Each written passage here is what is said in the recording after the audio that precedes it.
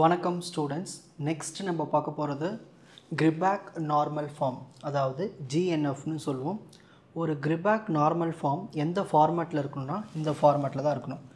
A tends to small A alpha, அதாவது left சைடில் இருக்கிறது வேரியபிள்ஸ் ப்ரொடக்ஷன்ஸ்க்கு, ஓகேங்களா. இந்த ஒரே ஒரு வேரியபிள் தான் இருக்கும் left side, okay. Right hand சைடில் நம்மளுக்கு ஏ இருக்குது, ஆல்ஃபா இருக்குது, அதாவது நம்மளுக்கு இந்த மாதிரி இருக்கலாம். இப்போ for example P tense to A இப்படி இருந்துச்சுன்னா அது ஒரு கிரிபாக் நார்மல் ஃபார்ம். ஏன்னா ஏ வந்து ஒரு டெர்மினல், ஸோ இருக்குது. இந்த ஆல்ஃபா வேல்யூ ஜீரோவாக இருக்கலாம், இல்லைனா ஜீரோக்கு மேற்பட்ட வேரியபிள்ஸ் இருக்கலாம். இப்போ இந்த இடத்துல ஆல்ஃபாவில் ஜீரோ வேரியபிள்னானது இங்கே எதுவுமே எக்ஸ்ட்ரா பக்கத்தில் ஏதாவது ஒரு வேரியபிள் இருக்கா? இல்லை. அப்போனா இது ஒரு valid ஜிஎன்எஃப்.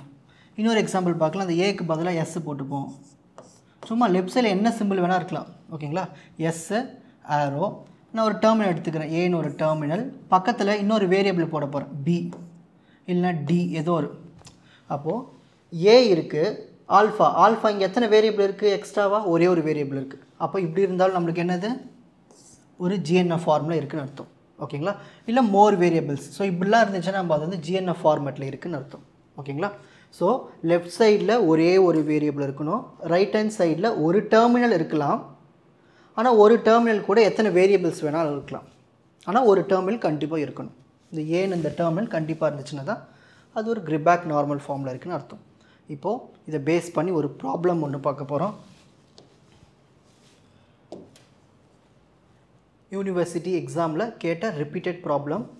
Convert the following CFG, அதாவது கான்டெக்ஸ்ட் ஃப்ரீ கிராமர் இன்டு ஜிஎன்எஃப், ஓகேங்களா.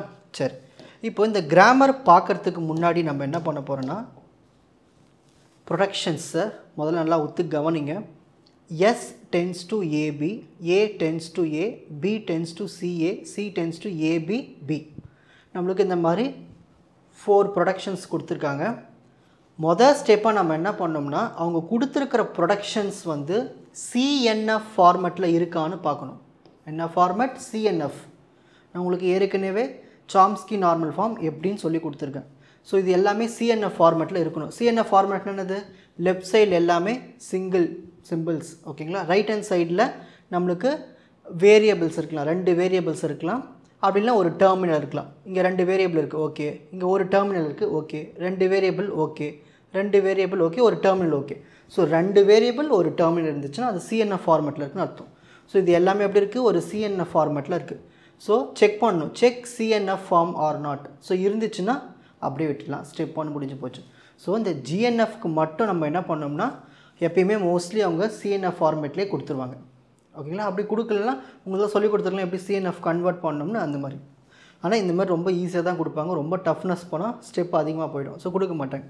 ஸோ மோஸ்ட்லி சிஎன்எஃப்லேயே கொடுத்துருவாங்க. அதை வச்சு தான் நம்ம அடுத்தடுத்த ஸ்டெப்பு கொண்டு போகிற மாதிரி இருக்கும். Step 2 variables introduction. So first step வந்து செக் பண்ணியாச்சு. ஸ்டெப் 2 வந்து வேரியபிள்ஸ் இன்ட்ரோடக்ஷன். அது என்ன சார் வேரியபிள் இன்ட்ரோடக்ஷன்னா? இந்த லெஃப்ட் சைடில் என்ன இருக்குது? எஸ்ஸு, ஏபிசி, இதுக்கு எல்லாத்துக்குமே ஒரு புதுசாக ஒரு வேரியபிள் ஒன்று நம்ம வைக்கணும். ஸோ முதல்ல இந்த எஸ்ஸுக்கு A1ன்னு வச்சுப்போம், ஏக்கு A2ன்னு வச்சுப்போம், பிக்கு A3ன்னு வச்சுப்போம், சிக்கு A4ன்னு வச்சுப்போம். இந்த மாதிரி புதுசாக ஒரு வேரியபிள்ஸை நம்ம கொடுக்கணும் ஸ்டெப் 2ல். இதை இப்போ அப்படியே மாற்ற போகிறோம்.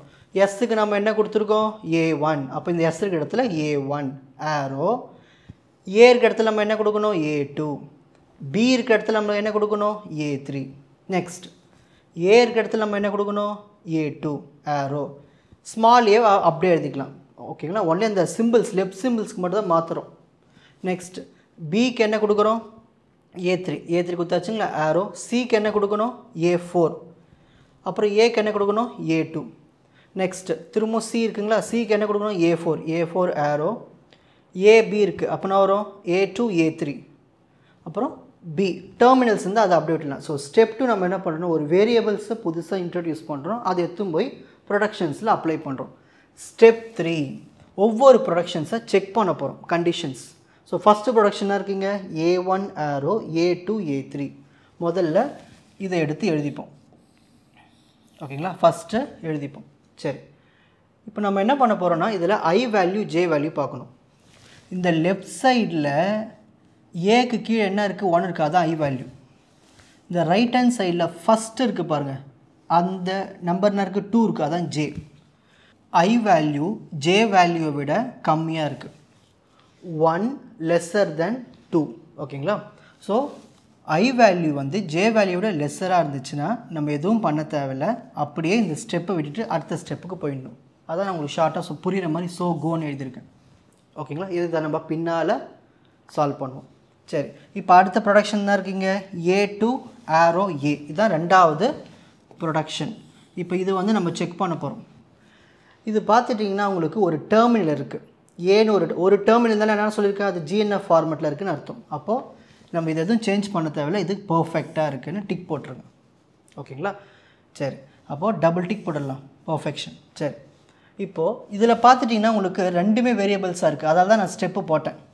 ஏன்னா இதில் வந்து நம்மளுக்கு டெர்மினல்ஸ்னு ஒன்று இல்லவே இல்லை, அப்படி இருந்தால் தான் நம்ம இதை செக் பண்ண போகிறோம். இதில் தான் டெர்மினல் இருக்கே, அப்போ நம்ம செக் பண்ண தேவையில்ல, GNFன்னு எழுதிட வேண்டியது தான். நெக்ஸ்ட் மூணாவது ப்ரொடக்ஷன் எடுத்துப்போம், A3 ஆரோ A4 A2. இப்போ இதில் வந்து டெர்மினலே இல்லை, அப்போது I value J value check பண்ணணும். இங்கே 3 இருக்கா, அதுதான் I வேல்யூ. இங்கே 4 இருக்கா, இங்கே ஃபஸ்ட்டுக்கு தான் நீங்கள் பார்க்கணும், இதுதான் J value. 3 is less than 4, அப்போ I வேல்யூ ஜே விட சின்ன நம்பர் தான். அப்போ நம்ம என்ன பண்ணலான்னா எதுவும் பண்ண தேவையில்லை, அப்படியே விட்டுட்டு போயிட வேண்டியது தான். ஸோ கோ, நம்ம அப்புறமா வந்து பார்த்துக்கலாம். ஓகேங்களா? அப்போ இந்த மூணாவது ஈக்குவேஷன் நம்ம எதுவும் பண்ண தேவையில்லை. நெக்ஸ்ட் ஃபோர்த் ப்ரொடக்ஷன், A4 ஆரோ A2 A3 ஆர் B. ஓகேங்களா? சரிங்க, பாருங்கள், இதில் பார்த்துட்டிங்கன்னா உங்களுக்கு இங்கே சிங்கிள் டெர்மினல் இருக்குது, இது மட்டும் இருந்துச்சுன்னா நம்ம வந்து GNF ஃபார்மேட்டில் இருக்குதுன்னு சொல்லலாம். ஆனால் இது ரெண்டும் பாருங்கள் எப்படி இருக்குது, ஒழுங்காக இல்லை. அதாவது ஒரு டெர்மினல் இதில் இல்லை, இதில் டெர்மினல் இருக்குது, ஸோ இது கரெக்ட். இதில் தான் டெர்மினலே இல்லையா, அப்போனா இதுவும் GNF ஃபார்மேட்டில் இல்லை. அப்போ I J செக் பண்ணணும். இங்கே லெஃப்ட் சைடில் I வேல்யூனா இருக்குங்க 4, இங்கே J வேல்யூனா இருக்குங்க 2. ஸோ ஃபஸ்ட்டுக்கு இது மட்டும் தான் பார்க்கணும், 2. ஓகேங்களா? 4 இஸ் கிரேட்டர் தென் 2, அப்போ I வேல்யூ வந்து J விட கிரேட்டர். இப்போ நம்ம என்ன பண்ணோம்னா ரீப்ளேஸ் பண்ணணும். ஓகேங்களா? லெஸ்ஸராக இருந்தால் விட்டுட்டு போயிடணும், கிரேட்டராக இருந்துச்சுன்னா நம்ம என்ன பண்ணணும்னா, கிரேட்டராக இருந்துச்சுன்னா ரீப்ளேஸ் பண்ணணும். இந்த A2 இருக்குங்க இல்லையா, இந்த J தான், இந்த J ஈக்குவல் டு 2 இருக்குங்க இல்லையா, அது இதில் தானே எடுத்தோம், அந்த A2வை ரீப்ளேஸ் பண்ணணும். இந்த ஆரோக்கு பக்கத்தில் எது இருக்கோ அதை ரீப்ளேஸ் பண்ணணும்.